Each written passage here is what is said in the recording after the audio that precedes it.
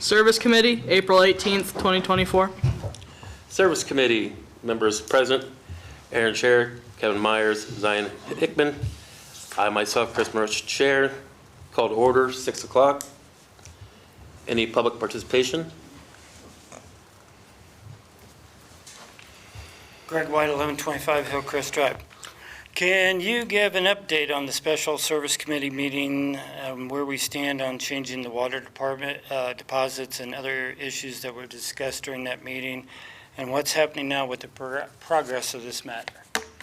All that 900 chapter for the Bucyrus City ordinances is all being looked at. There's a rough draft has been done, but nothing's been finalized yet to present to committee. That's where it stands right now. One has been passed. I can bring it up in after a minute's been proved that one has been passed and approved. Any more public participation? Seeing none. Approval of minutes for April 4th, 2024. We have a motion to accept.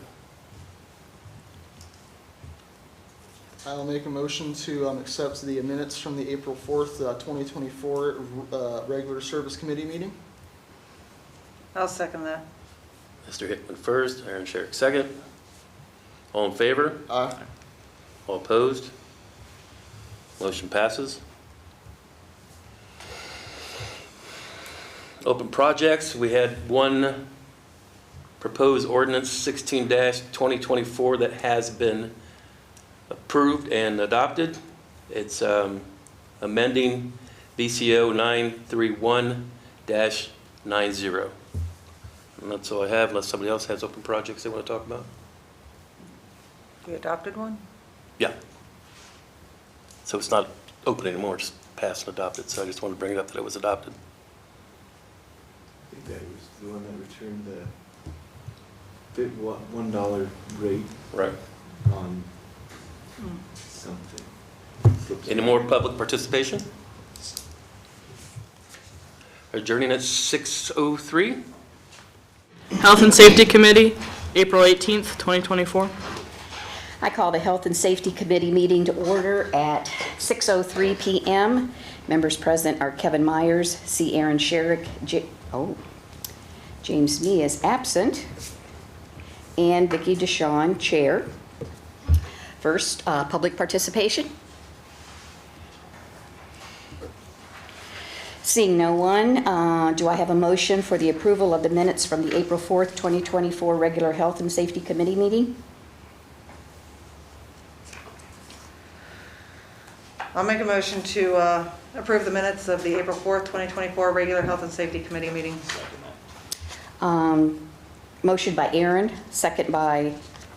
motion by Ms. Sharrock, second by Mr. Myers. All those in favor say aye. Aye. Aye. Open projects. Any that you want to discuss? Not this evening. Okey-doke. Public participation again.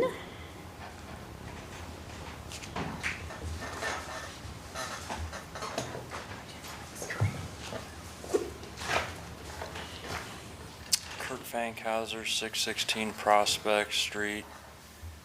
I know we had some severe storms yesterday, and there was a lot of disruption to power and communication stuff. And I guess the county and the city, both 911 went down, and in addition to that, the phones for the non-911 were down. So for at least the city, and I think the county too, I think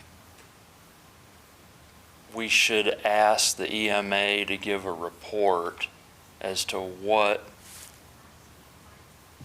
there were so many failures, and if there was something that wasn't done right, if it would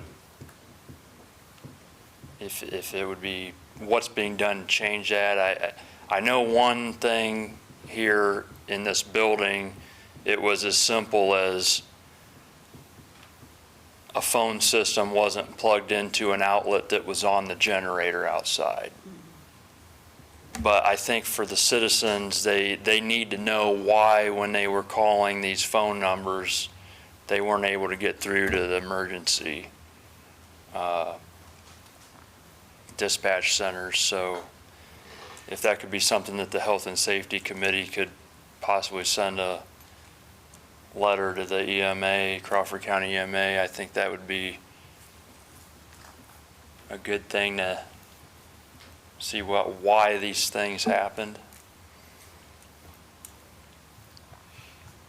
Anybody have any questions? Aaron? Well, first of all, that's not an open project, so we would have to have it referred from City Council to be put in open projects, because we have those steps. But Legislation. anyway, I know that one of the reasons that they had issues was because of the turbulence with the wind. Everybody was going in and out of SOS mode for anything that was online, and I got through just fine to 1006. I think it was just the sheer numbers of calls also brought it down, because a lot of people calling at the same time will freeze things up. But yeah, my phone went in and out of SOS mode at least 30 times. Yeah, mine did too. So the 1006 was online until the battery UPS ran out of battery. So it appeared initially right away that it was, and then it went offline, and nobody knew why for quite some time. So I guess that's all I know about that particular situation. But Do you know if the outlets in the building are marked for which ones are on the generator, which ones aren't, like in a they don't hospital? appear to be. And I assume She says that the light in the bathroom in her office is on the generator, but the rest of her office is not. that's So- important. Your office was lit up? The chief of the fire department and the chief of the police department and the EMA people would be working together with the sheriff's department to figure out what went wrong. I'd still like a report, Yeah, I get that. some sort of report.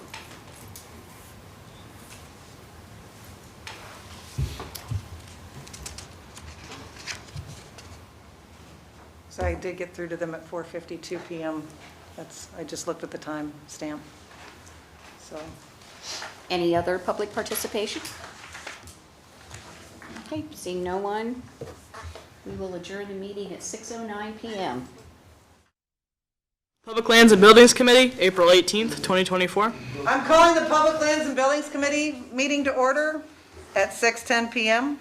Members present are Zyan Hickman, Carolyn Shireman, Christopher Moritz, and myself, Sierra and Sharrock as chair.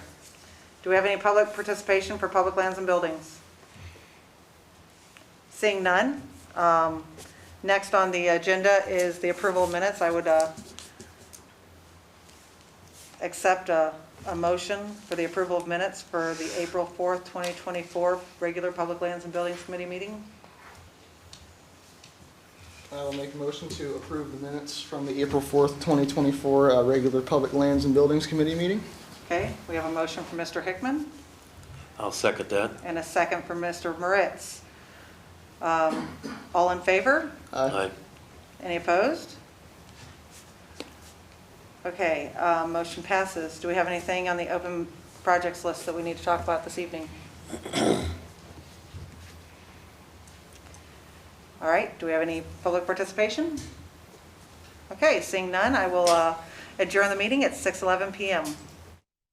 Economic Development Committee, April 18th, 2024. I will call Economic Development to order at 6:12 PM. My members present are Vicky DeShawn, Carolyn Shireman, Christopher Moritz, and myself, Zyan Hickman, Chair. Do we have any public participation for Economic Development?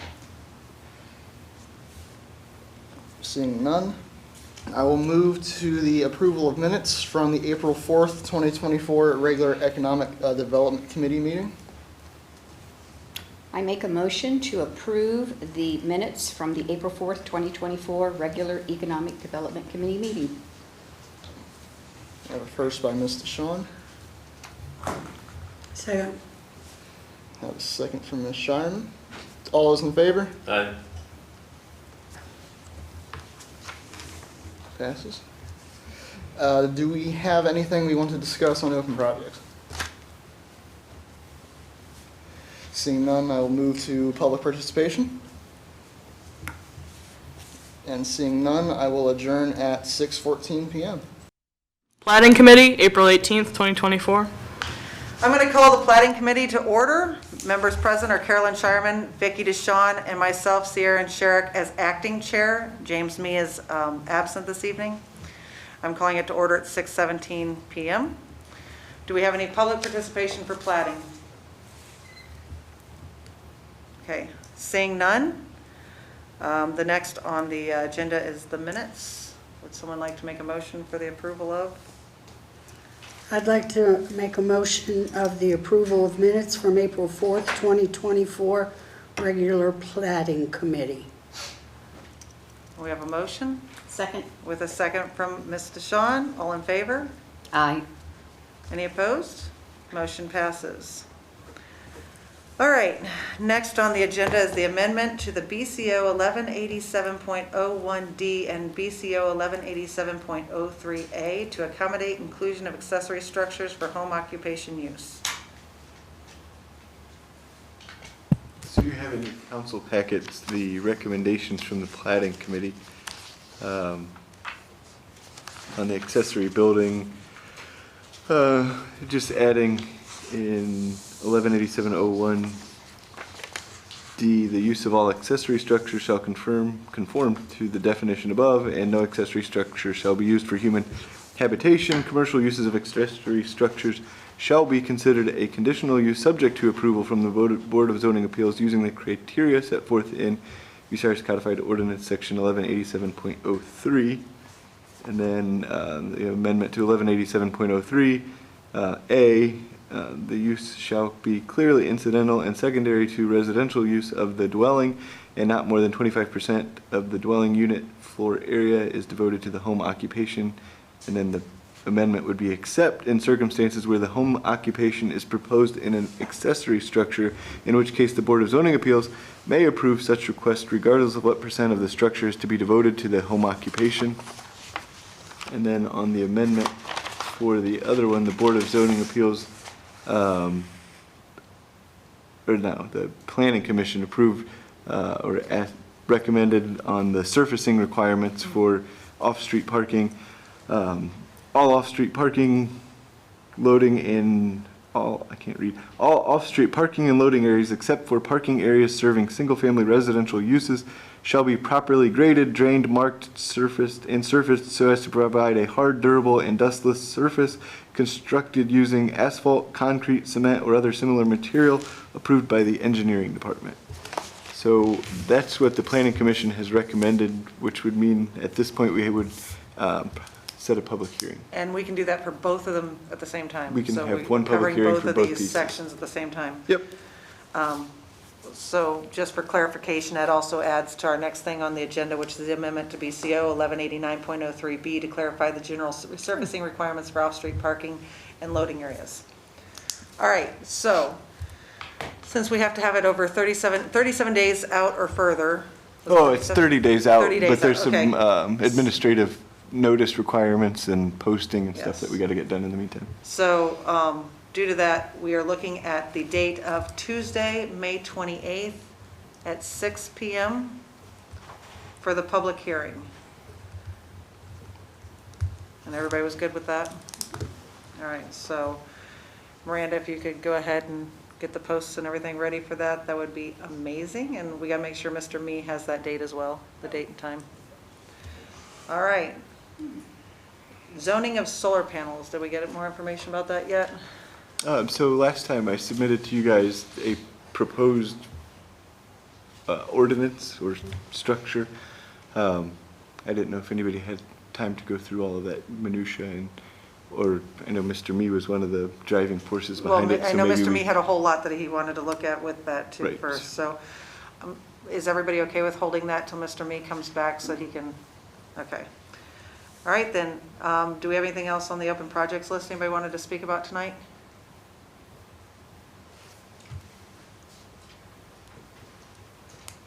Was that a yes or a? I'm sorry, no, I Okay. She looks up and then looks down. I was like, is she looking for the note or, all right. Do we have any public participation for plating? All right, then we are going to go ahead and adjourn the meeting at 6:22 PM. Finance Committee, April 18th, 2024. Call the Finance Committee to order at 6:23 PM. Members present, Christopher Moritz, Vicky DeShawn, and Kevin Myers, Chair.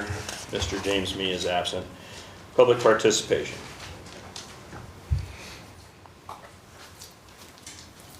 Greg White, 1125 Hillcrest Drive. I feel that enough time has been spent on this matter. Bratwurst Festival, Inc. does not want to comply with council's request. Okay. So what are they hiding? What information don't they want people to know? In talking to people in the community, people think that maybe some state or federal investigation be started into this. According to Fred Fisher, who came up and talked about the festival, this was set up for a community event in the city of Bucyrus. Residents that I have talked to and other people in the community I've talked to said it's turned into nothing but a carnival and a sideshow. What happened over the years? It has lost its luster when it first started. There's no tradition in this festival anymore where people used to dress up in German gear, German outfits. The only time you see that is when they have the pageantry, and that's all. According to some of these same people in this community, they'd rather go to the car show instead of the festival. This committee needs to vote to give the Bratwurst Festival, Inc. not more than $8,000 in city services, and that includes police, fire, and trash, and any other services, manpower, and equipment. This shall also include any on-duty time during normal business hours of city employees. In saying this, the city should get a schedule from the Bratwurst Festival, Inc. on dates and times that services is needed. A deadline should be set on this so that the city can plan in this manner. If additional services are needed from Bratwurst Festival, Inc., that they shall request these services and shall make an upfront deposit to the city of Bucyrus for said services. And then if there is a refund, the city shall give them back their refund. The question I have for the law director, since Mr. Myers and Ms. Sharrock are public elected officials and do have a direct conflict of interest under the Ohio ethics laws of Ohio. Mr. Myers is director and Mrs. Sharrock's daughter is the current queen, basically a family member. Shall they both be abstaining from any voting on any vote as public officials on this matter with Bratwurst Festival, Inc.? I would kindly like to have a yes or no answer.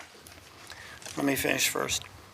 I would also ask this committee to set up a committee to move forward on the major problems that are facing this city, and that's funding for the police and fire, and the levies that are needed to be placed on the November election. This must be done before August deadline for anything to be placed on the ballot. Either way, whether people vote for it or not, this will give the city council a clear indication whether the city residents want to or don't want to pay for police and fire services. Our time is running out. Thank you. Any other public participation? Fred Fisher, 430 Stevens Court. As you know, I was involved early on in the start of the Bratwurst Festival, and I just also want you to know in the last 50 plus years, I've had absolutely nothing to do with it in any way, shape, or form. My concern is that for some reason we seem to be hell-bent on getting their financial statements, and quite frankly, I don't think City Council has any more reason to access those than you would access my business financial statements. It's a private nonprofit group. They're asking to use the downtown area. As taxpayers, we pay money in taxes to provide safety for our citizens of the community, and that's part of what the police and other departments use in the services. If we're going to go on this direction that the festival has to turn in financial statements, then you probably better go after every other organization, include those that put on First Friday, candlelight services, car show, bike shows, and when you haul things down for them like barricades and stuff, you probably better send them a bill too. And if we're going to do neighborhood watch, then you better take the streets that you put barricades on and get financial statements from the people that live on those streets and taxpayers and send them bills, because that's actually going to be transparent and be fair to everybody. I do not know why you're going after the festival. They have done more good for this community over the years it's been around and promoting it than any other single entity, and nobody is privately or personally gaining financial gain from this, but a lot of community organizations generate revenue from it to help better our community. The problem is we're spending a lot of time up here worrying about whether we're dotting an I or crossing a T, when in fact we have really serious financial problems. And going after the festival and what little that costs the city is kind of like taking a squirt gun to a forest fire and trying to put the forest fire out. So we deserve better as taxpayers. And if you think this all sounds stupid, you're right, it is. And I've been on this earth way more years than I care to admit. And I will tell you, I learned early on in life that sometimes the best way to fix stupid is stupid.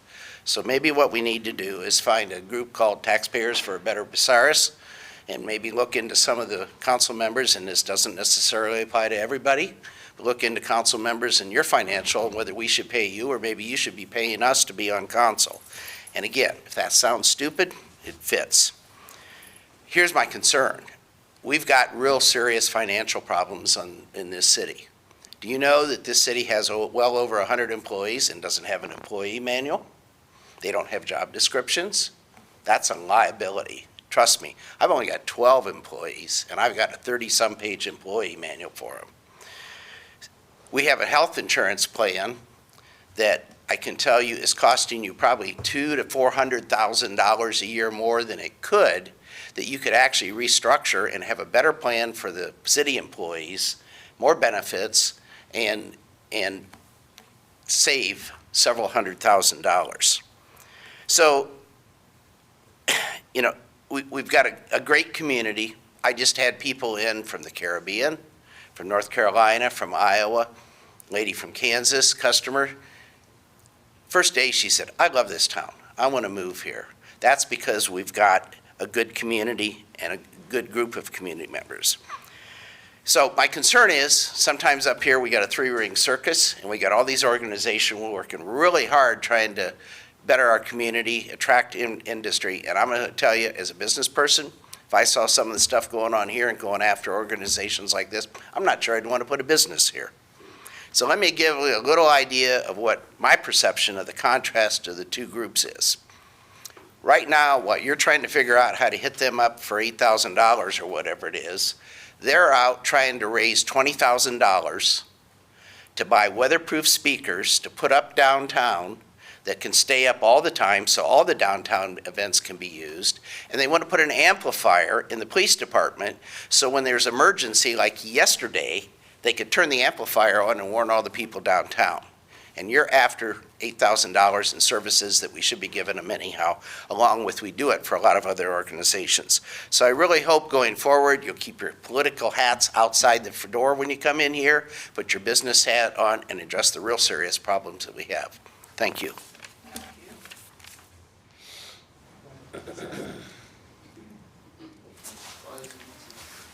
Kurt Fankhauser, 616 Prospect Street. Regarding what Mr. Fisher was just speaking about with the festival, it's not uncommon in the nonprofit world for anybody that gives money to a nonprofit to request to see their financials as part of that giving of the money.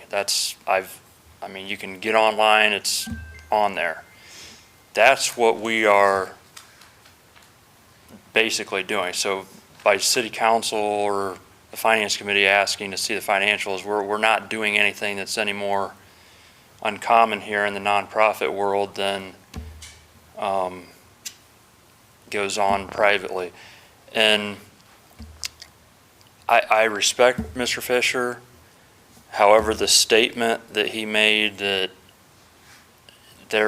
nobody's getting anything, any money on the side or something, you can't prove that statement. And there has been other nonprofits in this community that have had people taking money from them. So we are doing the financially smart and wise thing to do, request to see the financials.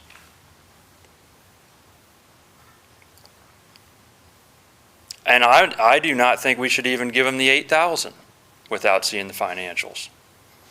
Because how was the festival able to survive for all of them years when they were paying the city for services, and then all of a sudden now they can't? I mean, the math isn't adding up here. Either the festival is dying, it is shrinking, or two, the money's being mismanaged. That's the bottom line here. And if we're going to close our public right-of-ways for 3-4 days, and if we're going to basically close commerce down in downtown Bucyrus, you know, why is this thing even private in the first place? Why has this festival not been, you know, it's, in my opinion, just closing of the right-of-ways. We should tie that with them showing us the financials every year. We can ask other organizations that we give money to, you know, you could probably write it in the bed tax ordinance that for us to give money to the bed tax, they have to show us the financials. Maybe we should start looking into that too.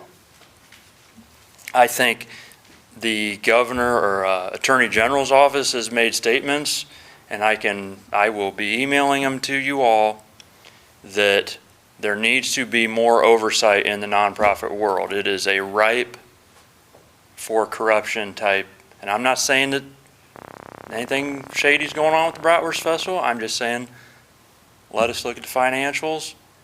And, you know, we said we wanted to look at the Tourism Bureau's financials, and that week they were contacting us.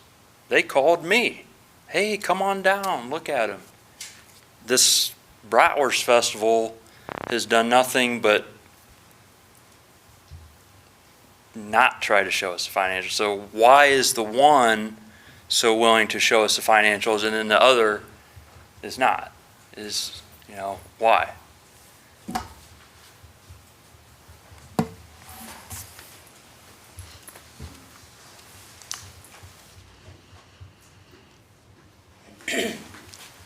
Carolyn Shireman, 1065 East Bill Avenue.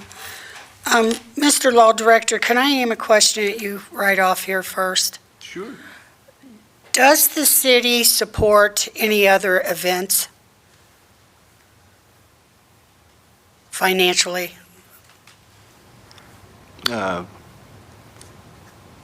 Just right off the top of your head, yay or nay? Yeah. Can you name one Well, so, besides the Bratwurst Festival? right, so it's a difficult question, but like everybody knows, we have First Fridays, we have other events. We're paying, I don't know if we're paying additional overtime to officers or street sweepers or things to that effect. I mean, I think that the city doesn't make financial contributions to any of these. Okay. But That was my are we, question. we're not making financial contributions to any of these, but are we providing services that, you know, yeah, I think that's the question. Are the services that we're providing above and beyond, and those, how do you quantify those? And to which event, right? So some events are 1 day, 2 days, 3 days.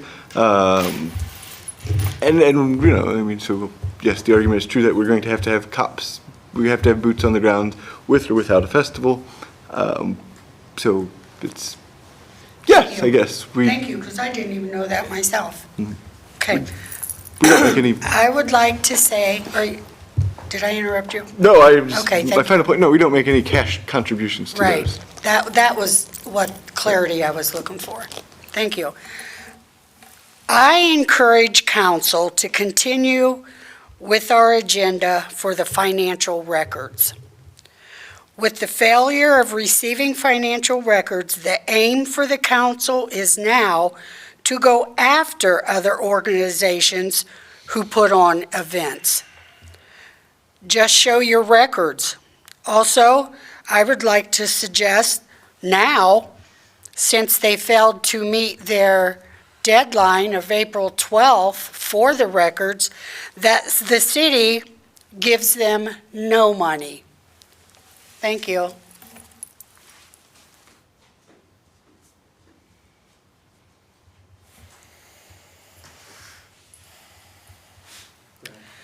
Aaron Sharrock, 1485 Oak Ridge Drive, Bucyrus, Ohio.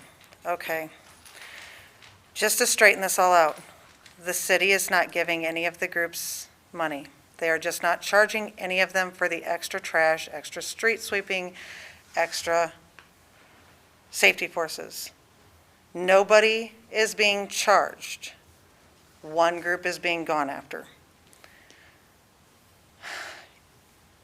If we were to say it costs $15,000 for a 3-day festival, to make easy numbers, that means every group that has a one-day anything would be $5,000. So if we were to go out and charge one group, we've heard it said in here, we would have to charge them all. So every group, First Friday, Music at the Mural, the car show, the bike show, the Christmas parade, everything's $5,000. Yay. We can't afford it. These groups can't afford it.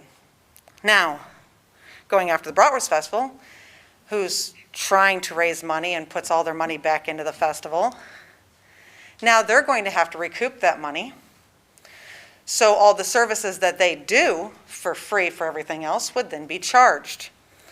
So all the extra stuff that they do for the bike show, the car show, First Fridays, Music at the Mural, would all cost all these groups money. So, in the meantime, we're all destroying ourselves. The festival's going to fall apart. Music at the Mural is going to fall apart. First Friday is going to fall apart. Car show, bike show, we have nothing. So with this really nice thing here where it's just attacking one group after another group, everything that we have nice that makes people want to be here, that advertises our town and shows how wonderful we can be, we want to destroy from the looks of this entire argument. It's an entire domino effect. You hit a domino and the dominoes fall. We have had these groups that have spent so much of their lives putting these things together to make our town something where people would want to be, to make our town get seen on the map. I just saw on the computer today that Facebook has this new AI thing. You ask about Bucyrus, and the first thing it does is bring up the Bratwurst Festival on Facebook AI. We're known. We pop right up. It's something we have that's nice. We're not giving them money. We're just not charging for extra services. Just helping each other out. In exchange, the Bratwurst Festival then goes and helps all these other things. If they were to charge $1,500 per Music at the Mural, first of all, Music at the Mural couldn't pay that. They couldn't. So Music at the Mural's gone, but even if they could, that's more than what we supposedly are giving them in services by the end of the summer, just for that one event each month or each week. Now, we have all the others compounded. I love the fact that this community can come and work together. I love the fact that I know for a fact that the people in the Bratwurst Festival are volunteers. Volunteers do not make money. They give of themselves. They don't have enough volunteers. I know this. That's how I keep getting roped into helping with this or helping with that, because I'm one of those people that says, hey, it needed done. What can I do to help? It's why I'm here. It needed done. What can I do to help? The last thing I want is to sit here and watch us destroy ourselves and not get anything else done. Do you know how much of the time we have spent talking about this topic instead of things that we need to get done? Well, we attack one group because somebody doesn't like somebody or something or whatever you want to have, because they want something done to change things. They don't like something. If you don't like the festival, that's the perfect time for your vacation. If you do like the festival, jump up, come help out. See what goes into it. Every year of my life, I have somehow helped out down at that festival. My parents came home from Toledo when I was young, and next thing I knew, I was downtown helping out at a festival. Because that is what needed to be done. We didn't even live here at the time, but they needed a hand, and my dad said, "What do you need?" "Here, I've got kids. Come help out." It's how I've raised my children. Yesterday, my daughter was at a theater in Galleon when that storm hit. As soon as she was given the clear to come home, she came straight home and went downtown, grabbed a broom, and started helping out. She is 16 years old. That is what we have for Bratwurst Festival Queen right now. Our town should be proud, not trying to destroy it. We should be building on that and saying, this is awesome. How many of these other kids can we get to come help out? How can we come together as a community? Not how can we destroy ourselves just because somebody didn't like something or wanted something. Thank you.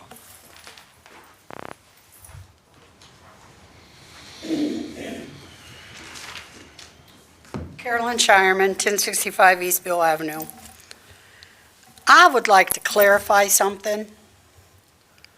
The reason we are here, the reason we're discussing the Bratwurst Festival is because the president of the Bratwurst Festival, Adam Heinlein, came to City Council asking for us to continue giving them money. It is at that point that the city, with our predicaments that we're in, are asking to see the records so that we can come to the conclusion if we need to continue supporting them with money, or if we should cut down the amount that we have been supporting them. So we're not here to discriminate against the Bratwurst Festival. We're not here to discriminate against other organizations who put on events. We are trying to do what's fair for not only the taxpayers, but for the citizens and the city of Bucyrus. Thank you.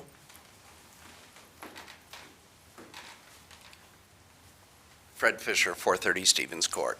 The city, to my knowledge, has never written a check to the Bratwurst Festival, at least not for services. The city has provided services, and if I were running the Bratwurst Festival today, I'd take some of you and tell you to go where the sun don't shine, and I'd hire and pay the deputy sheriffs to come in to provide the service, and I'd get a commercial dump truck to come in to haul the trash, because to the best of my knowledge, most of all the barricades and everything else the festival already has. This is the most ridiculous conversation I've had. Nobody is handing cash out. You're helping support an organization that does a lot for our community. And quite frankly, it's out of control completely. We've got real problems, and I hope you'll start looking at those, because nobody's writing checks to anybody. The city has never written a check. They have one guy drive a dump truck down the street that, to the best of my knowledge, the volunteers that help with the festival empty the cans into the dump truck. Yeah, it takes some extra police protection, but that's what we pay taxes for.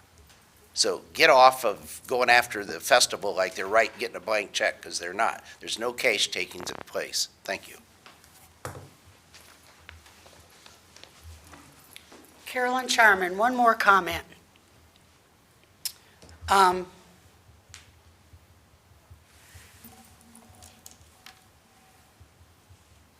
If the city has not paid one dime or wrote a check, to the festival, how do we know? Because we can't see the financial reports that states that. So are we to take Mr. Fisher's word Ask your auditor. that, excuse me, I didn't interrupt you, don't interrupt me. Are we to take Mr. Fisher's word, or do we continue to go to, you know what, we can all throw all kinds of scenarios in the air. City don't pay no money, this, that, money this, money that.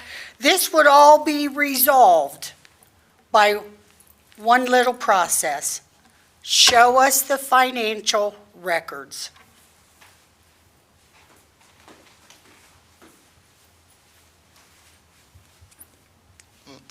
The Zyan Hickman, 849 South Sandusky Avenue. I 100% agree with Mr. Fisher and with Aaron. This is completely ridiculous. What is the end goal here exactly? If we get the financials, what do we do after? Are we going to do this for everybody? Are we going to kill everything because we do this? That is a legitimate question. To me, asking every private organization around here is in some way some kind of overreach. We can't do that for everybody because not everyone's going to do it for us. If I had a private business that did something for the city and they asked me for my private records, I technically don't have to give it to you. I don't have to give anything to you. And with it being a nonprofit, their financials are posted somewhere. You have to look and find it. There is a lot of things that a lot of us sitting here don't understand go into this. I'm going to be volunteering my time this year to be putting it together and tearing it back down. I want to know what goes into it. I want everyone else to at least volunteer some kind of time to see how much goes into this, how much gets out of it, to finally understand what it does and what it is you're trying to do. Thank you.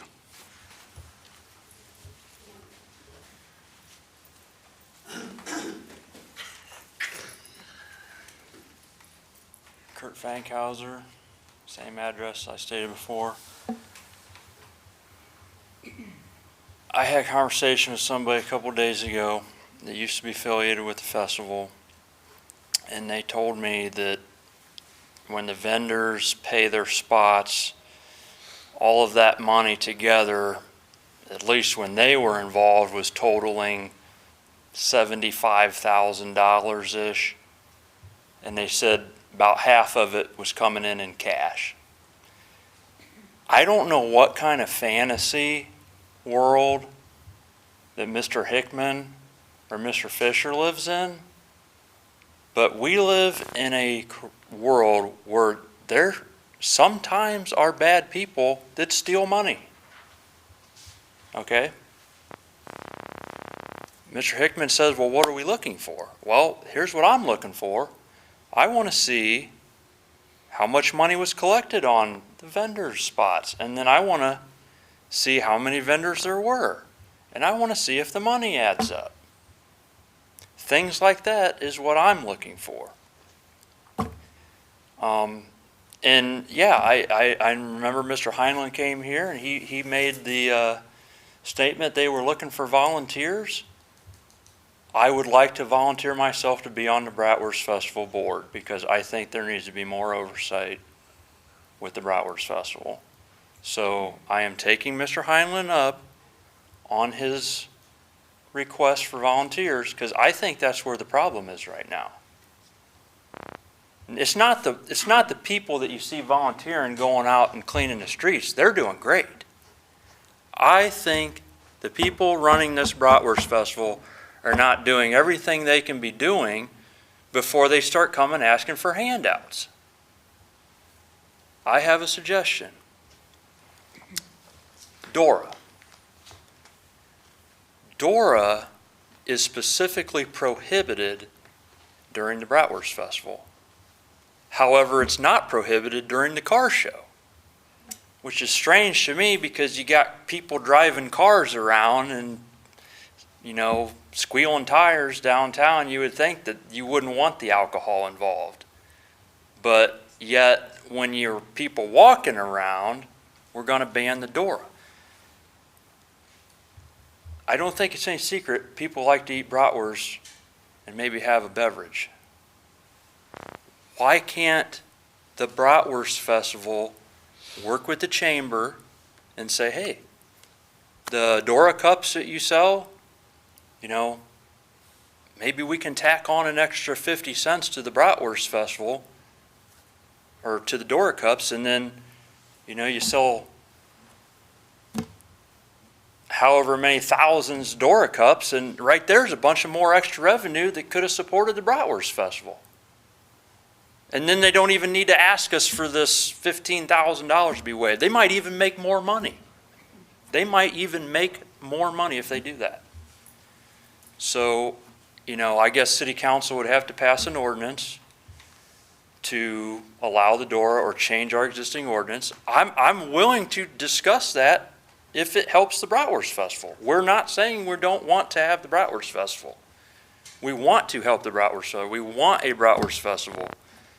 But I don't think they have explored all the options before. You know, what's to say they don't come back 5 more years and say, hey, we need another 15,000. You know, this thing's, you know, yeah, you gave us the free services. Now it's to the point where we're going to lose this thing if you don't give it. And then the next thing you know, we're paying for a whole thing.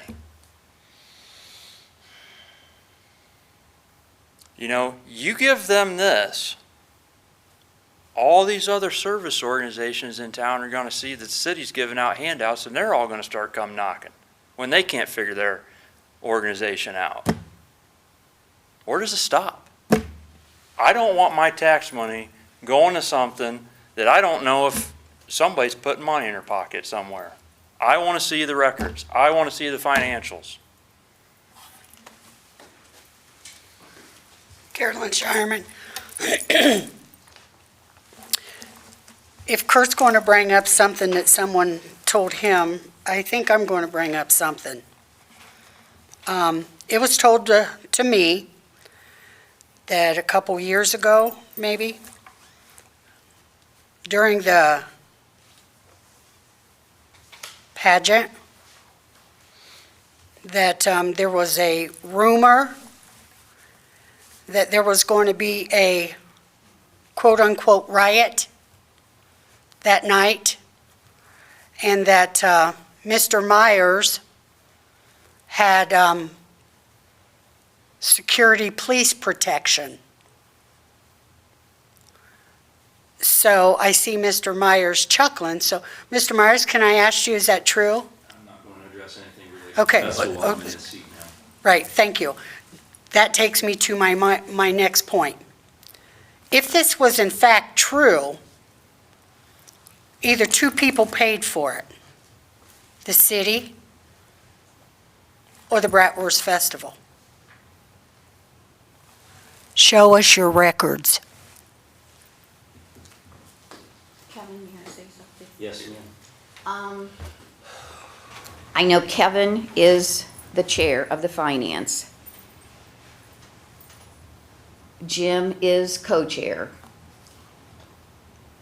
I personally think we've had enough public participation, and I know it's not for Kevin because with the conflict of interest, he's not to engage himself into conversations about the festival. So I'm wondering if Mr. Mee wants to step in as the co-chair. I don't know if the rest of the committee agrees that, I think now we're just reiterating quite a few things. To your point, I've always made it my mission to, as long as somebody wants to stand at the podium, they can speak as long as they want to. Okay. Now, with that being said, I'd be in favor of moving down through the rest of this. When you get to that at the end, you guys can continue talking and I'll vacate the room. If I may say one thing while Mr. Fisher is standing there at the podium, Mr. Fisher is correct in his statement. The city has never written a check to the Bratwurst Festival. What the city does is it pays for the expenses, such as the overtime that's incurred by the police department, the fire department, the cleaning of the streets. Those are just, the city pays those, you know, to the individual that's working the extra hours or to the landfill when trash is taken out. Again, Mr. Fisher is correct. There is no check written by the city to the Bratwurst Festival. Fred Fisher, 430 Stevens Square. I just want to address the door situation. When we started this festival, we had a competition going between Sheboygan, Wisconsin, and Bucyrus, Ohio. And every other year, the mayor from Bucyrus would go to Sheboygan, and then the next year, the mayor from Sheboygan would come here, and they'd have a contest who had the best bratwurst. And funny thing, whenever it was in Sheboygan, they won, and whenever it was here, we won, because our bratwursts were better.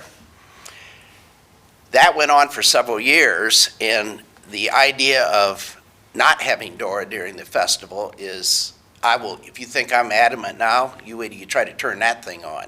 Because what happened at Sheboygan is they decided to park beer trucks on the street. And it turned into a drunken brawl that they literally shut down their festival for several years until they brought it back. That's why when we started this, we said that we will have beer gardens, because there ain't nothing better than beer and brats. But they will have a 6-foot fence, they will have a uniformed policeman on the gate, they will monitor people coming in and out, and that's why we're 50-plus years of having one of the best festivals in the state. So the idea of using Dora to get money is totally insanity. I'm just going to tell you that that'll kill this thing faster than anything. Thank you. All right, we're going to move on. Approval of the minutes from the April 4th, 2024 regular Finance Committee meeting. Those minutes are in front of you. I'll entertain a motion for approval. I move that we approve the April 4th, 2024 regular Finance Committee meeting minutes. I'll second. I have a motion by Mrs. DeShawn, a second by Mr. Moritz. Any other discussion? If not, all in favor say aye. Aye. Opposed, the same. Ms. Lewis, you can go through your list. Thank you. We have discussed how we're going to move funds from the general fund and appropriate them into the safety forces fund in an effort to reduce costs to the general fund. In order to do that, we need a reduction of appropriations in the general fund. So under 101, Program 1, Security of Persons and Property, 7110 and 7111, sorry. Under object number 21, Personal Services, we need to remove $1,044,363.42 from that line. Under object line 23, Contractual Services, we need to remove $66,373.08. Under 24, Materials and Supplies, we need to remove $43,870.87. Under 25, Capital Outlay, we need to remove $87,361.79. And under 27, Transfers, we need to remove $139,423.16. And then on to the Fire Department, 7115. Under 21, Personal Services, we need to remove $1,199,077.57. Under 23, Contractual Services, we need to remove $27,484.26. Under 24, Materials and Supplies, $31,351.80. 25, Capital Outlay, removing $26,867.42. And under 27, Transfers, reducing it by $183,549.72. And then we need to appropriate that money. First, we need to appropriate for transfers from the general fund to safety forces to cover the difference. So in program in General Fund 101 Program 7, General Government, 7780 general government. Under object transfers 27, we need to increase that amount by $2,800,000. And then to the Safety Forces Fund, as a quick explanation, basically all the money we just removed from the general fund, we are now appropriating into the Safety Forces levy. So here we go again. Under Fund 202, Safety Forces levy, and the departments 7110 and 7111 police. Under Personal Services, we are increasing 21 by $1,044,363.42. Under Contractual Services 23, we are increasing it by $66,373.08. Under 24, Materials and Supplies, increasing by $43,870.87. Capital Outlay 25, we're increasing it by $87,361.79. In 27, Transfers, we're increasing it by $139,423.16. And then under Safety Forces 7115, Fire Department, we're increasing 21 Personal Services by $1,199,077.57. 23 Contractual Services, increasing it by $27,484.26, increasing 24 Materials and Supplies by $31,351.80, increasing 25 Capital Outlay by $26,867.42, and increasing 27 Transfers by $183,549.72. All right, we'll pause there. I'm going to request a motion for emergency legislation that authorizes these reductions to Program 1, Security of Persons and Property, as well as appropriates additional money from the general fund to Program 7, as well as appropriating to Safety Forces Fund 202, the list that Ms. Lewis just went through. And continue on? Well, do we, Oh. I think I want to do this one as a separate. So Yes, that's I'll ask fine. for that motion for emergency legislation. I'll make a motion for that. I have a request by Mr. Moritz and a second by Mr. Me. Any further discussion? If not, all in favor say aye. Aye. Opposed, the same. Now you may continue on, Ms. Lewis. Okay. And then, if you remember, Dylan Wyatt brought up having those increases to the initial estimates for CSO 5 at the river crossing. So under Fund 725, the Sewage Replacement Fund, Department 7536, Sewage Replacement, and item number 25, Capital Outlay, increasing that by $90,000. Is that its own piece of legislation? I believe so, because the next is a transfer. Okay. We're I'll seek a motion for emergency legislation for this appropriation for CSO 5 in the amount of $90,000. So moved. I'll second. I have a motion by Mr. Me, second by Mr. Moritz. Any other discussion? If not, all in favor say aye. Opposed, the same. That motion carries. Ms. Lewis, continue. May I ask one question? Yes. Can we not put all the appropriations together on one piece? We could. I figured it may be safer to keep it all separate, just Okay. because there's so much changing. If there's any, if something's wrong on the CSO 5 river crossing, to have to go back and I didn't know. That's fine, I understand now, thank you.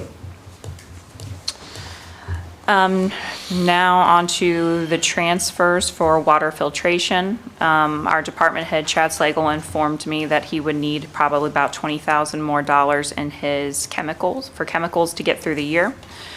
So I'm requesting to decrease Fund 701, Department 7520, Waterworks Administration, Object 28, Other Uses, decrease it by $10,000. And then also in Department 7522, Water Filtration, Object 21, Personal Services, decreasing that by $10,000 and transferring it to Waterworks Fund 701, 7522, Water Filtration, $20,000 as an increase to their contractual services. All right, I'll I'll entertain a motion requesting emergency legislation for this transfer. So moved as an emergency. Second as an emergency. I have a first by Mr. Me. I have a second by Mr. Moritz. Any further discussion? Not all in favor, say aye. Aye. Opposed, the same? That motion carries. Anything else from you, Ms. Lewis? No. That was enough? All right, on consideration of taxations and levies, I had requested for the administration to get a date together that they could put some department heads and sit down and start discussing numbers that would be needed, to Mr. White's point. They're not here to answer that this evening, so I'll reach out to them tomorrow and see if I can get a date and see if we can get that, that meeting set up. And at this time, Mr. Me, Yes, sir. I'm gonna turn the committee over to you. Thank you. Bratwurst Festival Permanent Agreement. Chris? Nothing? All we're actually looking for at the time was just to change it to a yearly thing that they have to have it renewed every year instead of that ongoing. So all this whole thing, I know it started with the show us your money thing, but the part that we're trying to do for that is, all we're trying to do is just change that to where they have to come to us every year. And that's all we're really doing, instead of automatically being an automatic thing every year. As far as approving them to have the festival and do all that as a resolution. It's just, nobody's wanting to stop the festival, nobody's started doing that stuff. That's not what this is for. And that's all I have on that. My turn. Yep. For information, Here we go. a little history on the city charging the Bratwurst Festival for safety forces and cleanup costs.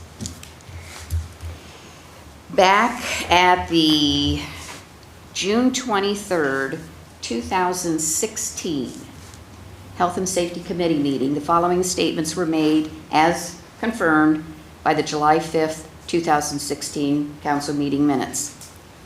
Former Mayor Reeser suggested at that time waiving the safety force and cleanup charges to the city.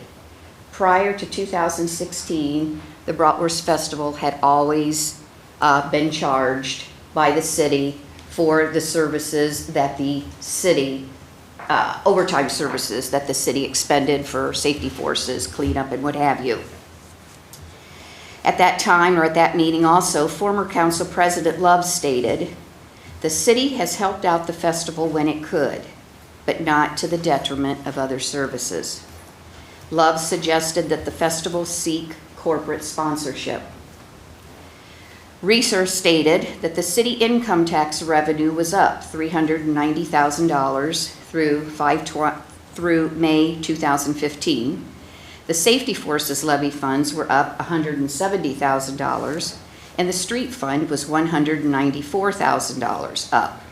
So he didn't think the residents would have a problem with allowing 1% of the surplus to go towards the festival. Former Council President Love detailed the fees previously paid by the festival to the city. 2004, 5, and 6, they paid $20,000 each year. 2007, they paid $12,500. 2008, they paid $16,000. 2009, according to the council minutes and according to Ms. Love, there was no money paid because the festival was at the fairgrounds. Or I should say there was no money charged to the festival and paid by the festival because the festival was at the fairgrounds. 2010, $11,500. 2011, $11,700, plus the $2,750 for ODOT signing. 2012, $18,500. 2013, $17,500.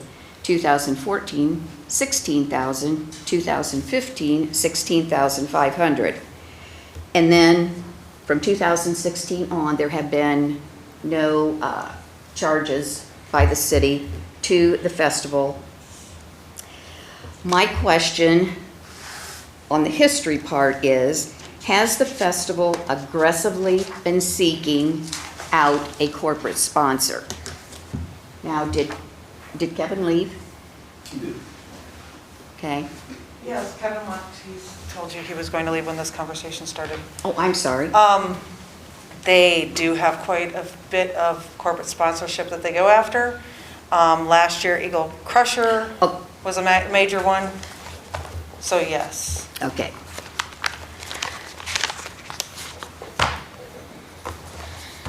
Okay, thank you. Did you need more information on those charges as well? Because that used to have the trash truck going down through the street during the festival during the day, a full crew of trash men for every single time. Oh, I've got figures to give you. I would say because this is now one truck 2 times, not a bunch of other people. So back on the corporate sponsor, and maybe I should have been a little more clear, although that is what Ms. Love stated, and that's what was in the minutes that were approved by council. Corporate would be in like, let's say Kroger's. That's what I consider a corporate sponsor, a huge, but anywho, that's just my opinion. One year, my husband came to a Bratwurst Festival committee meeting, or a meeting that they had, talking about sponsorship, and it was the Bratwurst Festival saying, hey, you know, we need the city to start, you know, paying for this and not charging because we can't make it go. And my husband, who works for Kroger's, said, I'll tell you what, Kroger's would be an excellent one to contact. I mean, people that come to the festival, stay out at the hotels or whatever, I mean, hey, maybe they're going to go to Kroger's and what have you. Much to my husband's dismay, he got the phone number and everything of the individual to call. My husband checked with this gentleman several times, and not once did the Bratwurst Festival check with Kroger's to see if they would be a sponsor of the Bratwurst Festival. So that again is why I'm asking, has the festival aggressively been seeking out a corporate sponsor? And I can say I know in fact they did not seek out Kroger's.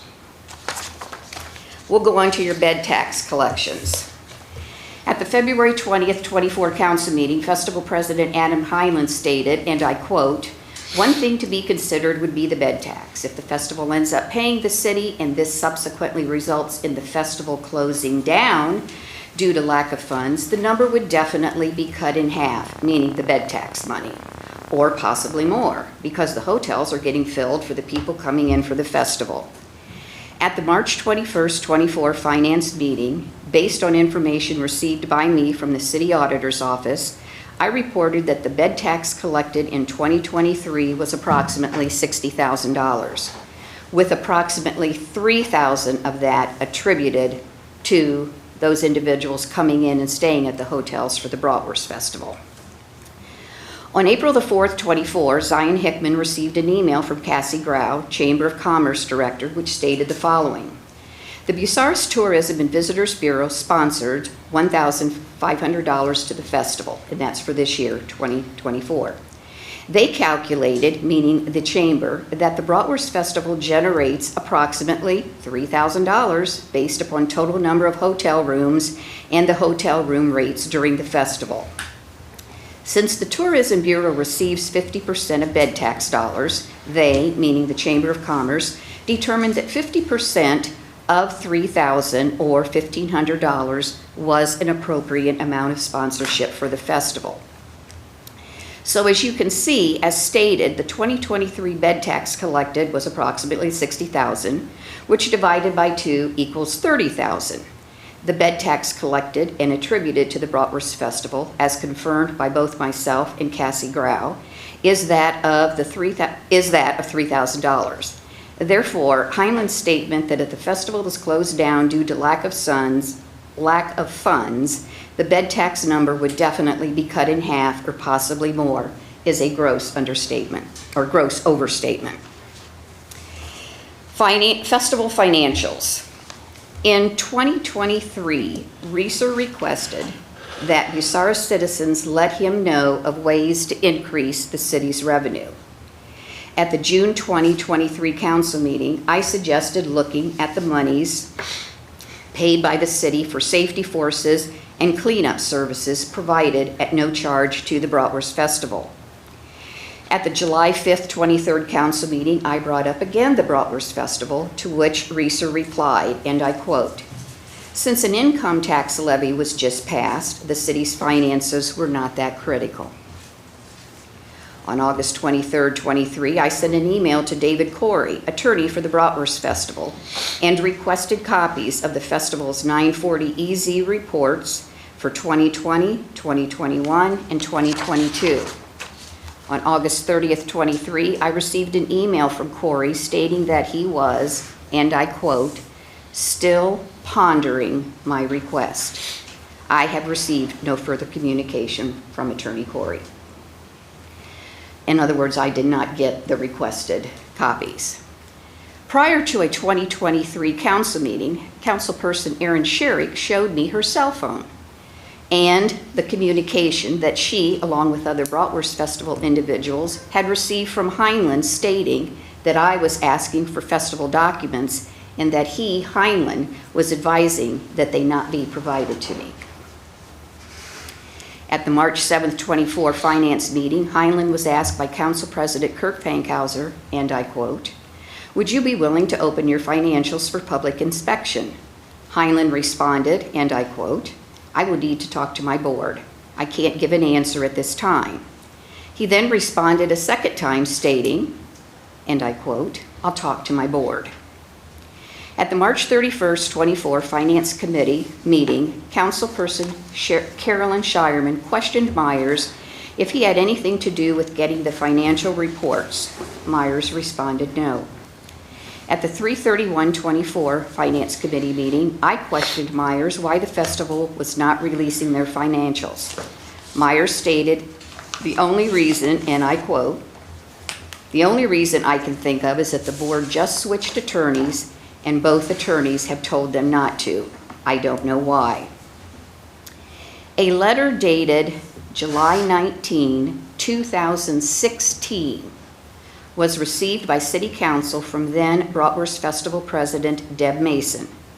Along with that letter was a copy of the festival's 2015 financial report, which showed an itemized list of the festival's income and expenses. At the July 23rd, 17 Health and Safety Committee meeting, a copy of the festival's banking summary was distributed by the festival. So as you can see, the festival has given to the city copies of their financials. At the April 8th, 21 Finance Committee meeting, discussion was held on having a permanent agreement between the city and Bratwurst Festival. A discussion that had previously been had in 2017 but not approved. At the April 8th, 21 meeting, Myers stated, and I quote, "The problem that Mr. O'Rourke, who was a former councilman and was a councilman at that time in 2017, the problem that he had with it was at the time the people that were in charge prior to me refused to show you any of their financials. And I will open that up to anybody who wants to see it. I'll show every penny in and every penny out," and that is a quote. In an 8/3/21 Bucyrus Telegraph Forum article, it was reported that Myers was appointed as the festival director right after the successful 2019 festival. And I was hoping that I could ask Mr. Myers, why then, as the director, which he currently is now, has he stated to us that he has nothing to do with the financials? But at the April 8th, 21 finance meeting, when he was the festival director, he stated that he will open up the financials to anybody who wants to see it and show them every penny in and every penny out. I would like to know what's changed. Okay, next.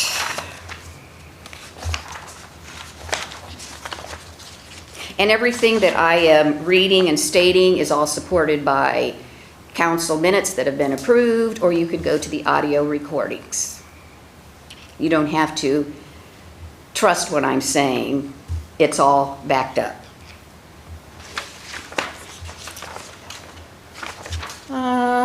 Let's see, I have done checking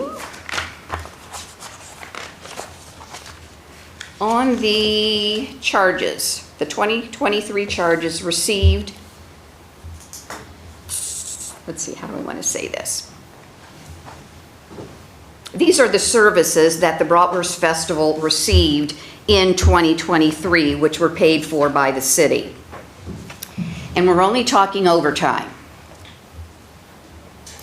This was information, again, I had talked about it, had been supplied by the auditor's office, and I've also gone over this with the police department, and I've also talked with the fire department. As far as overtime, comp time, and fill-in time, we have, for 2023, for the festival, and this is for police department, fire department, street department, the dispatchers, the solid waste department, the sewers and drains department, and the electrician department. $17,364.22. We then have the pension amounts that the city then pays into PERS for the police department, the fire department, the street department, the dispatchers, the solid waste department, the sewers and drains department, and the electrician department. Those total $3,304.09. We then had landfill fees of $368.50. We had gasoline expense of $103.23. And then we had diesel fuel of $436.70.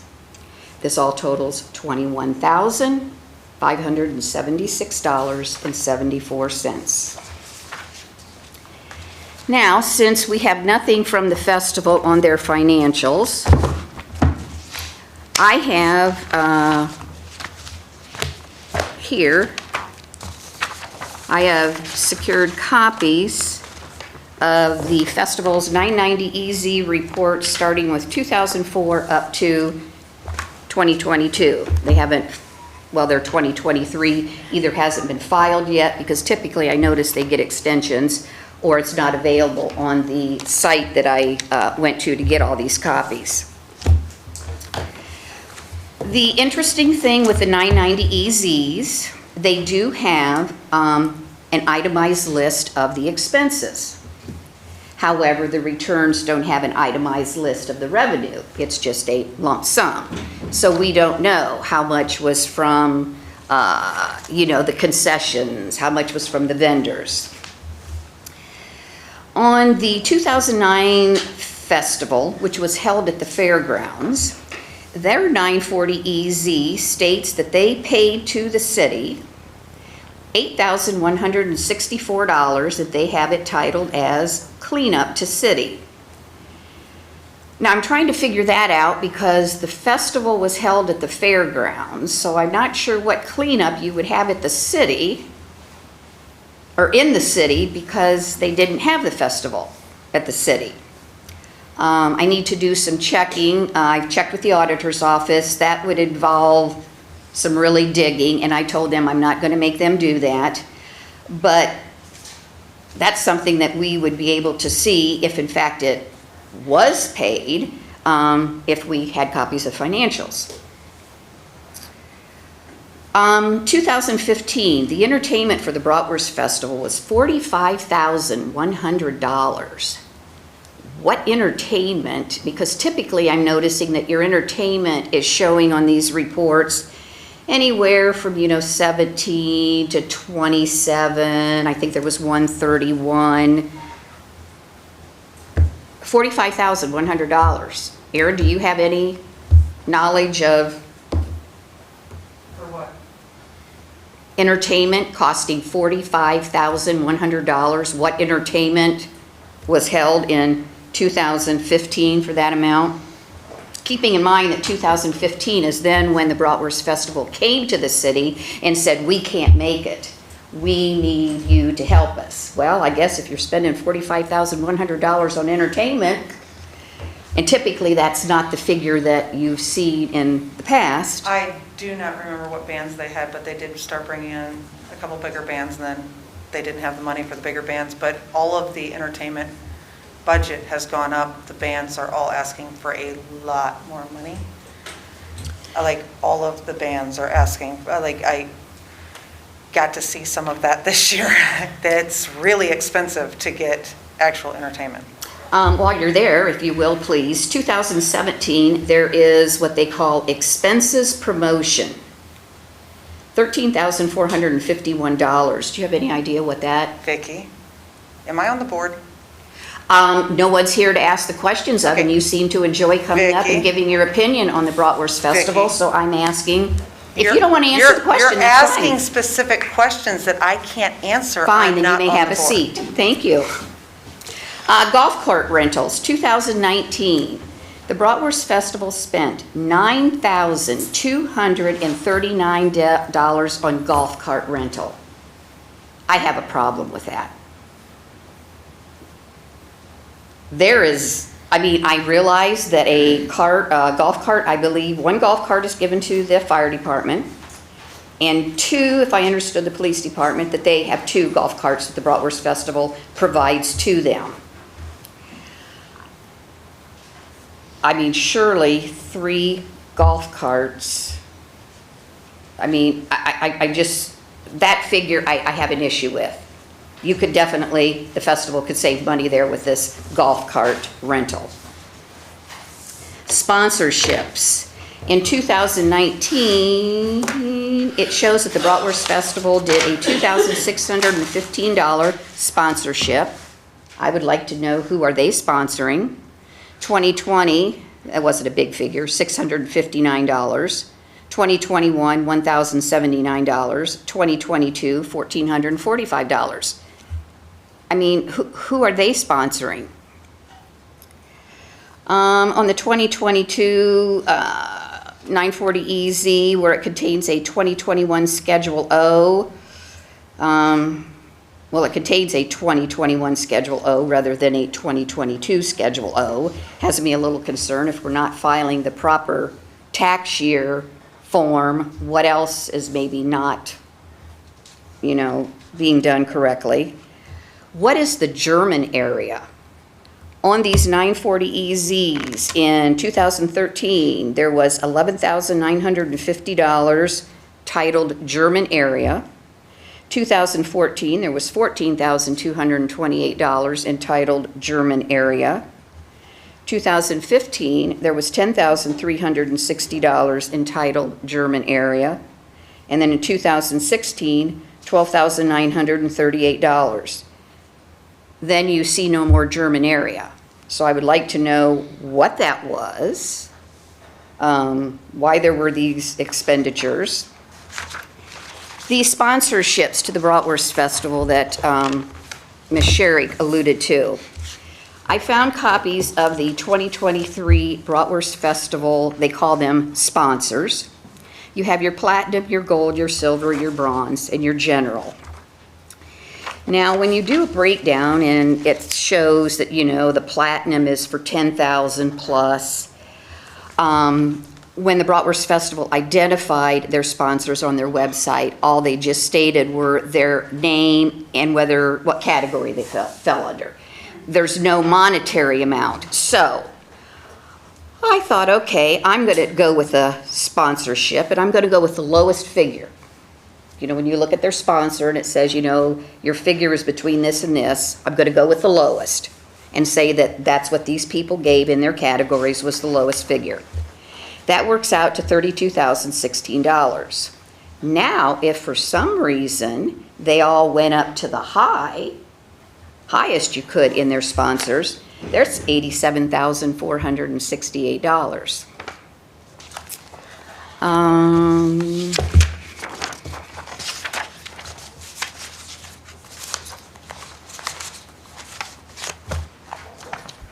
Let's see, there were some comments I wanted to refer to that had been made.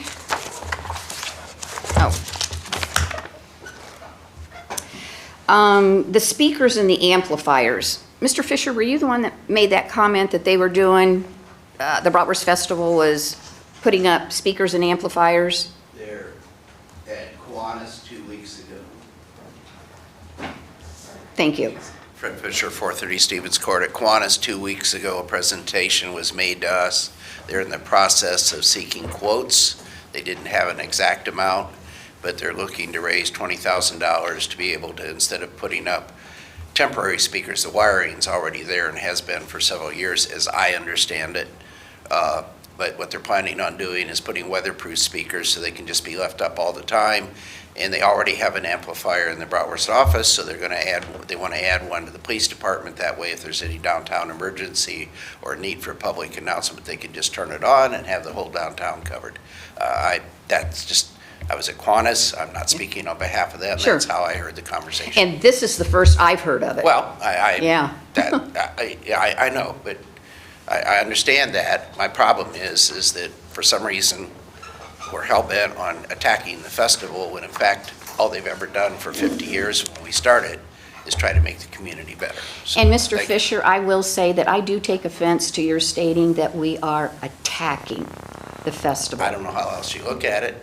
Are you going to do the same thing on June 8th for the police auxiliary when they have the downtown car show I have spoke with the police chief, and and all the other events? That's all I'm saying. It's give me time here. I spoke with the police chief on both, well, I didn't speak so much with him. I spoke with one of the dispatchers who works very closely with Mr. Walker and Mr. Keegan. They were not available when I went down to talk. The presence of the fire department, the police department, you don't have that at those for overtime. There are city barricades that put up. The Bratwurst Festival puts their own barricades. I'm not going to get into a conversation just defending the Bratwurst Festival. All I know is that I go to the car show, and there are wood barricades that are put up, and there's probably more police downtown than normal, and all the other things, because the whole downtown is closed off in much the same way. So I'm not involved in those. You know where I stand on it and how I feel about it, and how embarrassed I am as a citizen of this community for the circus that's going on about this. Thank you.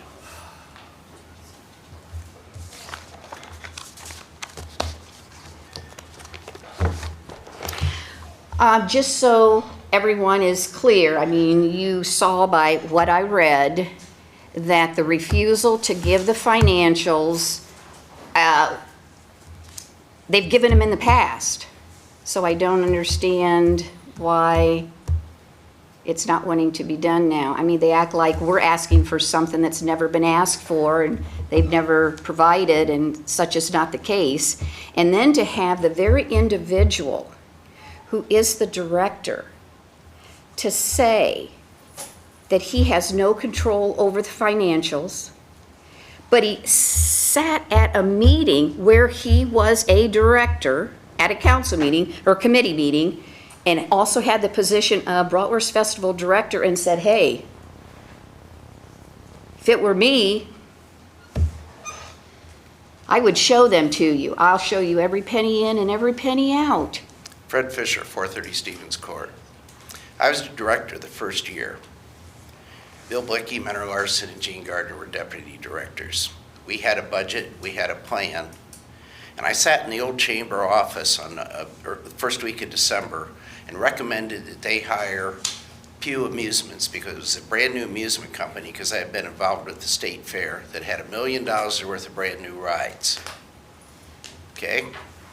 The board of the festival chose not to accept that. And the next day I called Bob Pugh, and he went to another festival because he had all these brand new rides.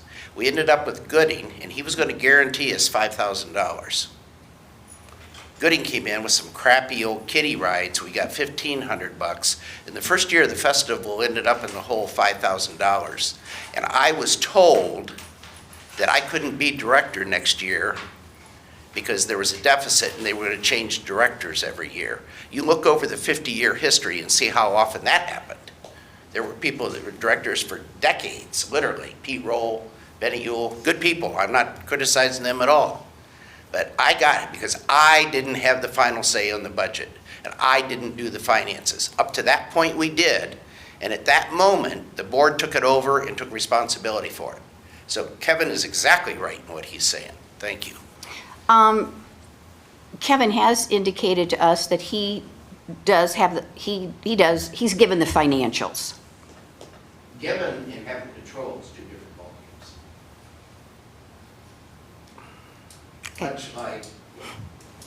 And you don't have to repeat your name again and your address. Much like in the city, I don't think she just randomly writes checks.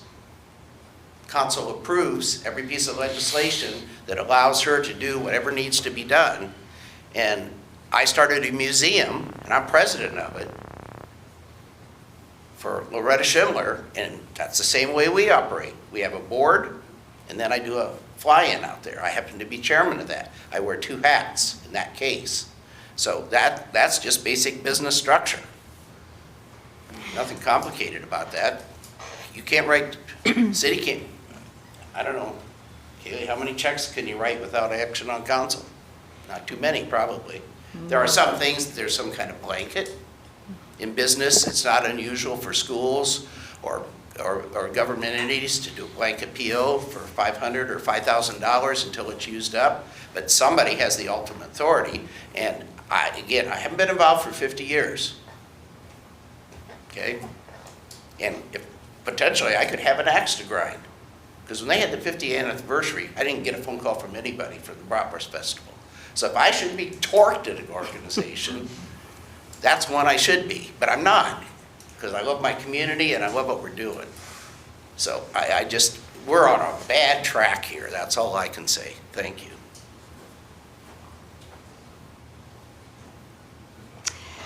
Okay, I'm done. Okay. Thank you. Say something really quickly. Sure. So I just wanted to state that Vicki described it well. In the past, the city has only charged the Bratwurst Festival for services that we have provided to the festival. The city has not provided the Bratwurst Festival with any monetary transaction. I'd like to I'm so sorry, guys. I'm getting tired. I'd like to transition that into. I have heard multiple people tonight reference the city paying the Bratwurst Festival, and in my opinion, if the city were to have any monetary transaction with the festival, it would be best for the city to charge the festival for services versus the city pay for the festival any amount. This is my opinion on not whether it should happen, only if it does the best way. And that's what was always done in the past.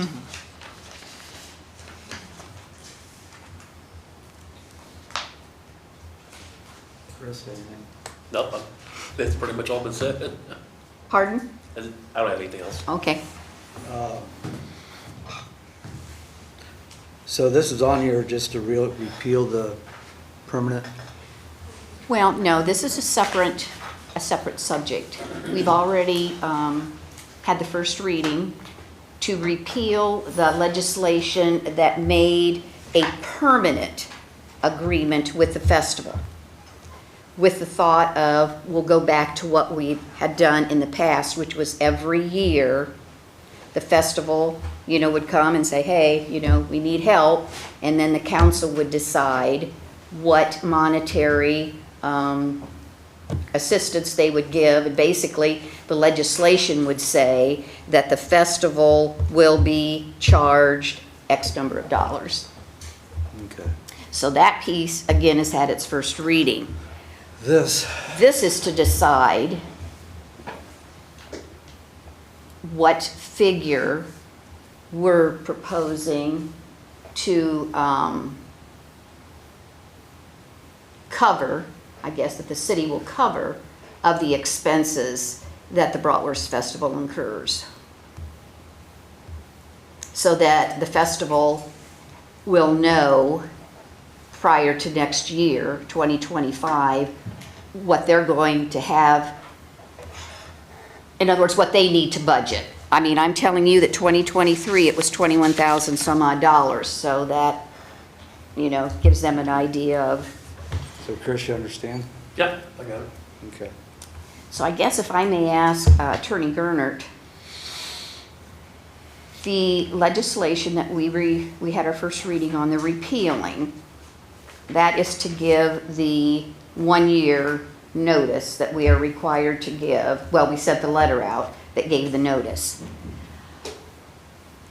So with that being said, I guess you could say that I just figured we would want to sit down and figure out what figure we are or aren't going to help the Bratwurst Festival with, that they would like to know that as soon as possible so that they can budget and know what they need to have in the way of revenue, maybe what they need to sort of decrease in some of their expenses. And maybe I'm wrong. Maybe the festival doesn't want to know that as soon as possible. I just want to make sure that this permanent agreement that we've, that the legislation talking about repealing it, if that is passed by council, that does take care of our giving the 1-year advanced notice that a change is being made, so that I just want to make sure we're not stuck with a permanent agreement for 2025. No, Yeah, as long as that passes. And As long as that As long as it passes, right, passes, correct. Okay.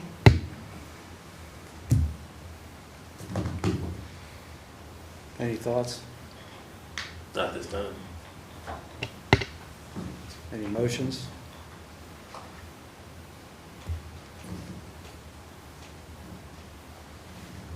You want to table it?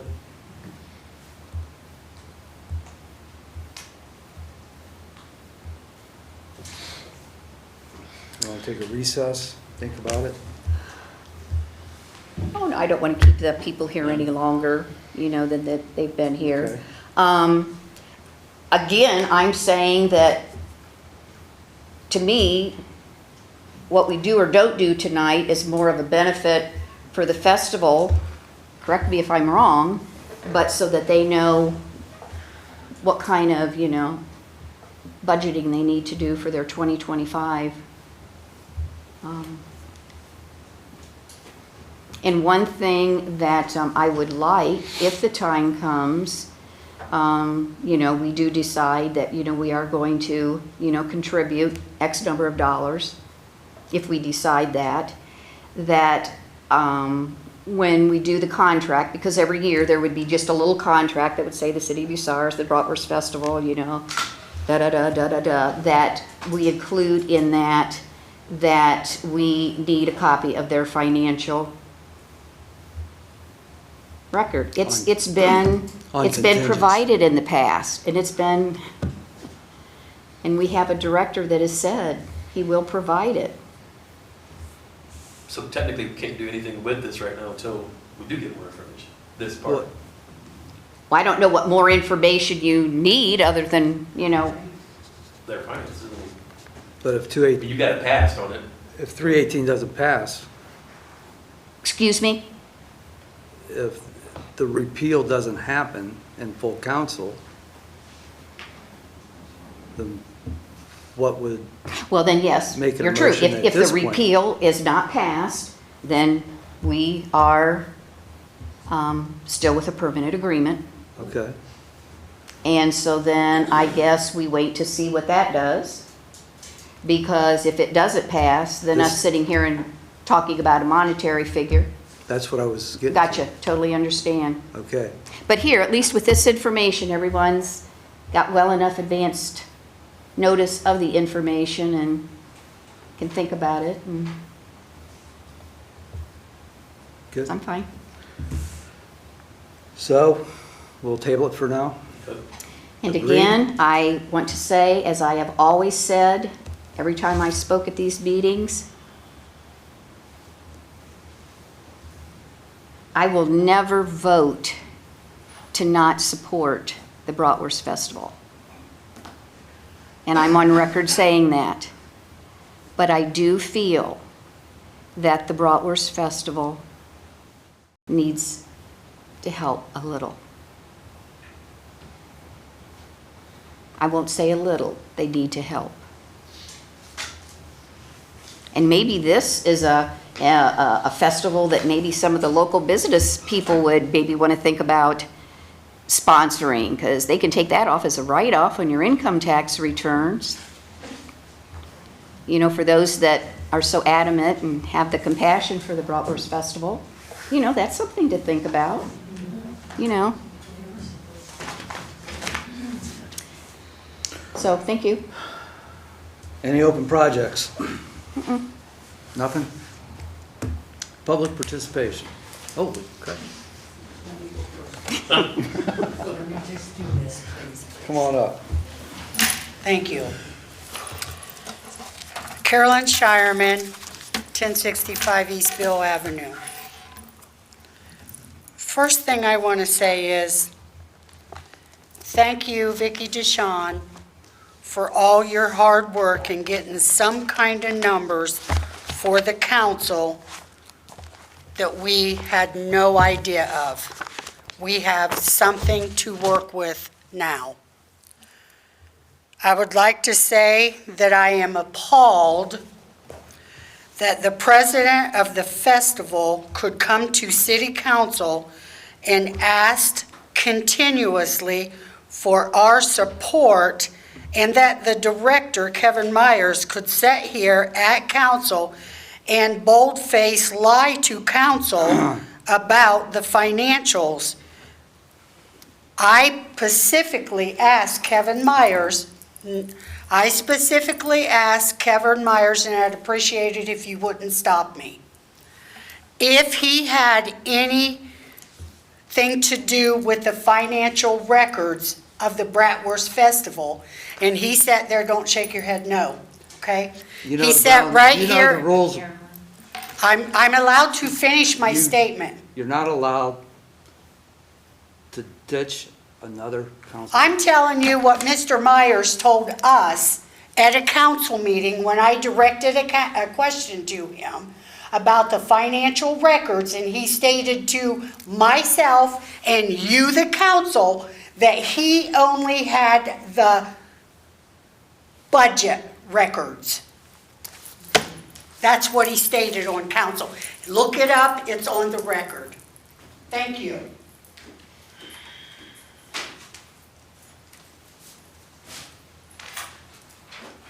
Greg White, 1125 Hillcrest Drive. Mr. Chairman, I'd like to ask the law director a question, please. If that's okay with the law director. Okay, that's fine. Going back to my initial thing for the question for you, since Mr. Myers and Aaron Sharrock are public elected officials and have a direct conflict of interest under the Ohio ethics laws dealing with conflict of interest, as Mr. Myers is the director and this is Aaron Sharrock's daughter is current queen, basically a family member as described in the articles of conflict of interest under the Ohio ethics laws, they both must abstain from any vote in council dealing with Bratwurst Festival, Inc. Am I correct in saying yes or no?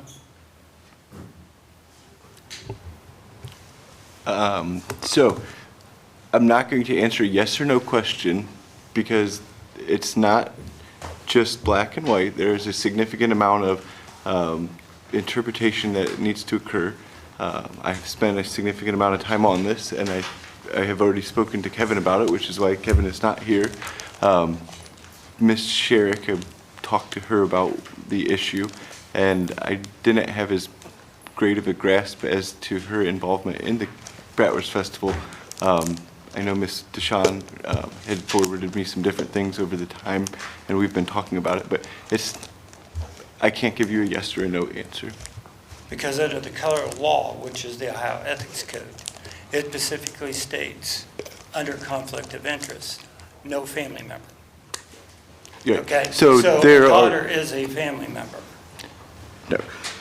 correct? You have to read, you cannot just read one part and say, oh, it says no family I've read all members. parts and You've read the entire thing, I've you've graduated from law I've read- school, and you know exactly how to apply each code and each interaction part. Have help with that, yes. Yeah, exactly. So there is a significant amount of interpretation. That's why the Attorney General issues all of these interpretation Yes, issues. I know that, sir. That's not, you can't just put in these facts and say, So yes. shall I file my complaint and let the Attorney General make their opinion on it? I cannot give you any legal advice. You can No, do yeah, whatever you want can't. to. Thank you, appreciate it. Jim? Sure. One other thing that I did forget to mention is the latest available 990 EZ, I did say was for the year 2022, and it states that at the end of the year 2022, the balance sheet for the festival, they had cash, savings, and investments of $42,697. They had land and buildings of $166,22. They had other assets of $3,255. So their total assets at the end of 2022 were $211,974. They then had total liabilities of $136,040, which left a net assets or fund balance of $75,934. And again, that was as of the end of 2022.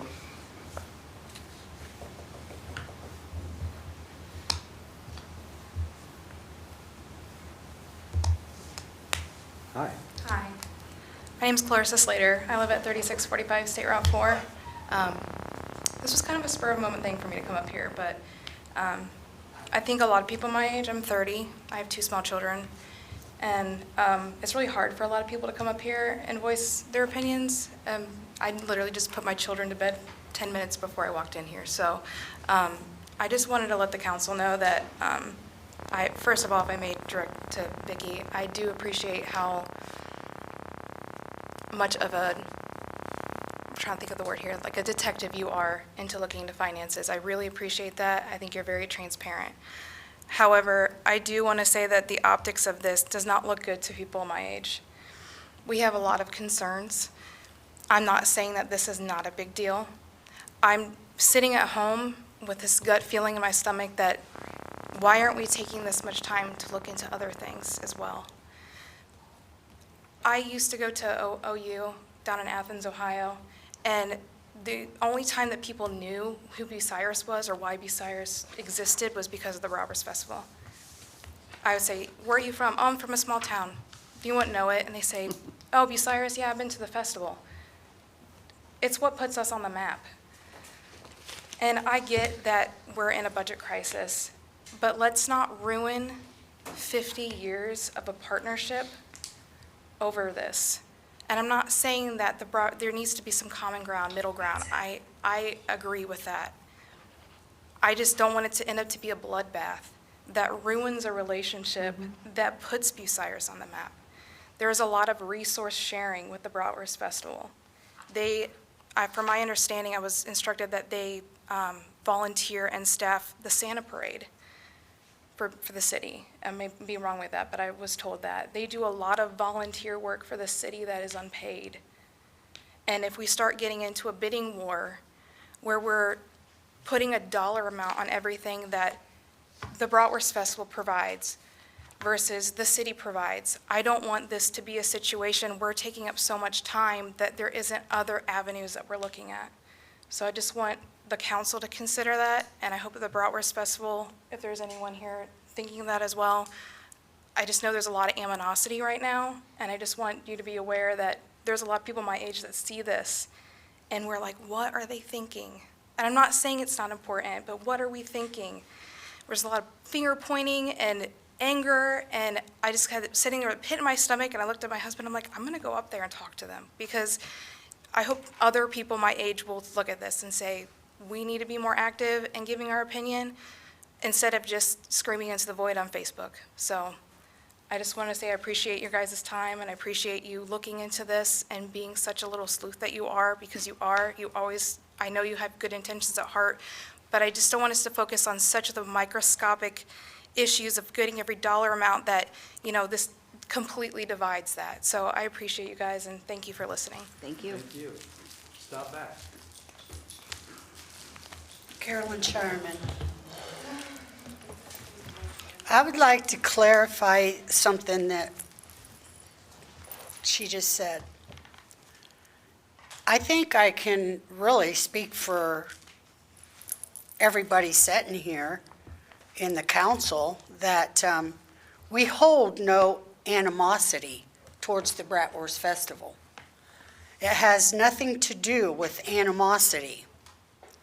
It has grown to look like animosity, but not on the part of City Council. City Council has only asked one thing of the Bratwurst Festival, and that is to show us your records so we can decide or choose an amount, if any amount, that we would propose to the Bratwurst Festival. We have asked this over and over and over and over, and it is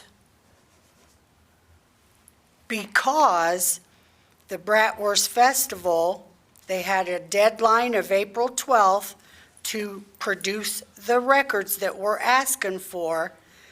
Has anybody heard from the Bratwurst Festival concerning the records as of April 12th? You have not, Mr. President? Have you, Miss Vicky? Have you, Mr. Kurt? So then I would think that the Bratwurst Festival has done, or not the Bratwurst Festival, that council has done everything in their power to try to receive what we're asking for with the reason why we're asking for it. So I still feel no animosity on the city council. I feel the animosity is seeping through the festival to the citizens because of what council is asking. Thank you. Thank you.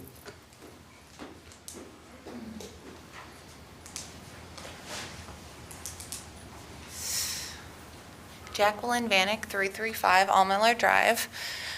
Real quick, did I get my okay earlier? Sorry, she told me that I was going to city council. The date for the, oh, yeah, the hearing?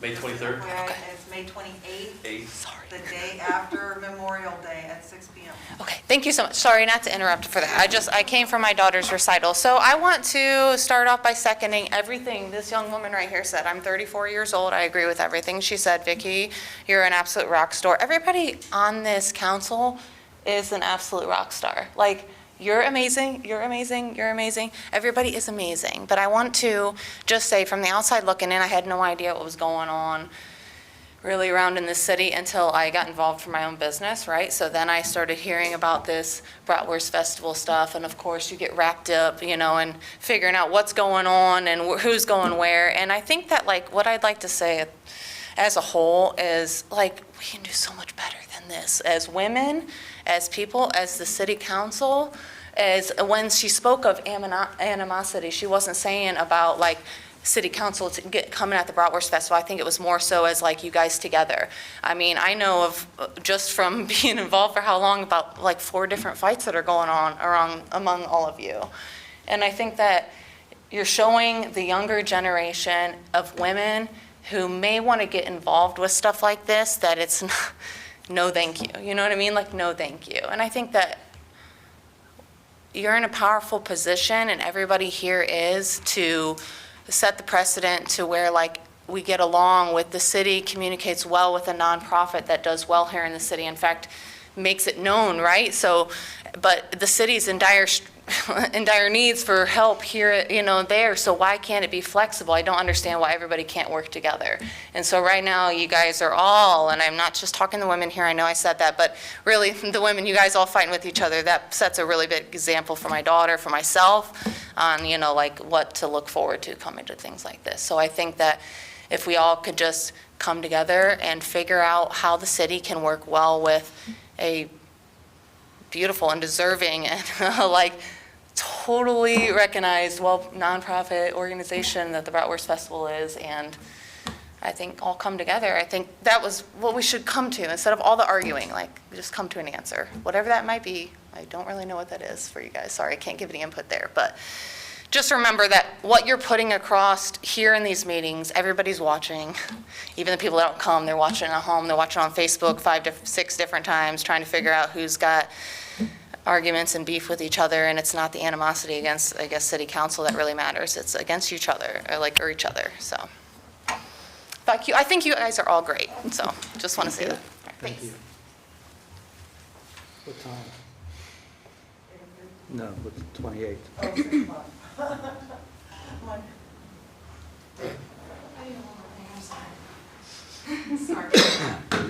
Just a comment on women being in the council. I am actually very disappointed in the, I'm not going to name any individual names, but the outbursts, the snide comments, the snarky comments is not setting a good precedent. We as women are better than this. There are misogynistic men that are in the city. They comment all the time on the Facebook posts. And I know maybe a lot of you guys don't look at that, but it is important to look at, because they're basically looking at it like women shouldn't be in council because look, they look like a bunch of cackling hens. And I'm sorry, that was a comment that I saw. They look down on it. And everyone's allowed to have opinions, and things get high tension, and just tonight we saw that there was some tension, some head nodding, just let it go, like, please, because it's not setting a good precedent for everybody. And there's so much more important stuff to do here, and I'm really proud to be a Bucyrian, and I'm really happy that I have the opportunity to raise my family here, but we don't need this. So please, guys, everyone's watching, and even you shared something that they said you all guys look like a circus. You have to take a deep breath. That's what I tell my kids all the time, so I tell myself, you have to take a deep breath and just realize that everyone is watching on Facebook. I don't think you guys realize how much of a span of people are watching on Facebook. Like, it's in so many comments. It's just, you have to just realize that your reach is much farther than you realize, and it doesn't go anywhere. It's saved on Facebook. People go back and watch it, and they'll pick apart everything that you say, and they'll use it against you in the future. So please, just, okay? Thank you. I got one more comment, please. I would like to make one more comment. I take what I do very serious here on City Council. I was voted in to fight for the people in my wards and out in other districts. And I would like to think that I am doing that. And you made the comment that a lot of people are watching out in Facebook land. And a lot of people, I'm sure here, don't even watch it. I, for one, do. So I would like to send a message out to people in Facebook land. Please come to our meetings and voice what you think so we can know how to move on your voice. Thank you.